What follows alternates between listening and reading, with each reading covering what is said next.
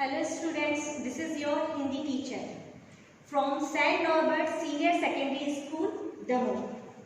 आज हम हिंदी की पाठ 5 कविता खिड़की मेरे कमरे की के बारे में पढ़ेंगे। इस कविता के लेखक हैं श्याम सुंदर श्रीवास्तव कोमल। सबसे पहले हम इस कविता में आने वाले कठिन जो शब्द हैं उनकी शब्दार्थ पढ़ेंगे। नंबर 1 झकोरे अर्थात हवा के झोंके।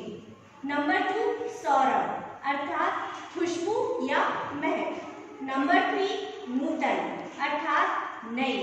नंबर 4 उमंग उमंग अर्थात उल्लास या जोश। नंबर 5 एकाकीपन अर्थात अकेलापन। नंबर 6 सुखद सुखद का अर्थ होता है सुख देने वाला। नंबर 7 दृष्टि दृष्टि अर्थात नजर। नंबर 8 पाती अर्थात पत्र या चिट्ठी। अब मैं कविता की लाइनें पढ़ने जा रही हूँ। आप सभी अपनी पुस्तक को खोलें और मेरे साथ उसको दोहराएं।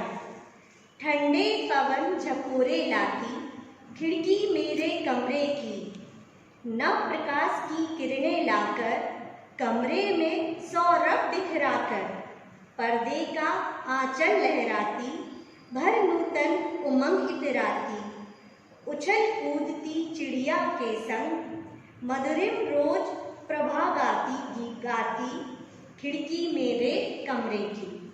इस पंक्तियों का जो अर्थ है वो इस प्रकार है। कवि के अनुसार मेरे कमरे की खिड़की ठंडी हवा के झोंके रोशनी लाती है। वह बाहर से खुशबू लाकर मेरे कमरे को महकाती है। हवा से पर्दे लहरा उठते हैं। वह कमरे में नई उमंग भर देती है। वह चिड़ियों के साथ मधुर प्रभाती गाकर मेरे कमरे का वातावरण खुशनुमा कर देती है। जब उदास होता मेरा मन, डसने लगता एकाकीपन, तब चुपके से पास बुलाती सुखद दृश्य मुझको दिखलाती, भरकर नया जोश तन मन में, सदा सहेली सी मुस्काती खिड़की मेरे कमरे की। इन पंक्तियों में कवि श्याम सुंदर श्रीवास्तव कहना चाहते हैं कि जब वह उदास होता है, उसके पास कोई नहीं होता, तो खिड़की उसे अपने पास बुलाती है और बाहर की सुखद दृश्य दिखाकर उसमें नए जोश को भर देती है। इस तरह खिड़की मेरी सहेली है।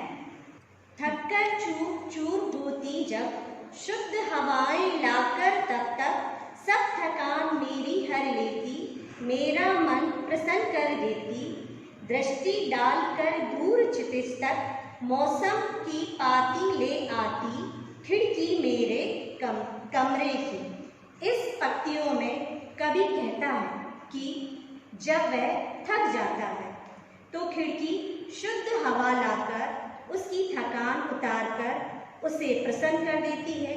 मौसम बदलने की सूचना भी खिड़की ही हमें देती है। आशा करती हूँ आप सभी को इस कविता का अर्थ समझ में आया होगा। अब आपका गृह कार्य पाठ 5 के सभी प्रश्नों का अभ्यास कर अपनी कॉपी में लिखना है। धन्यवाद।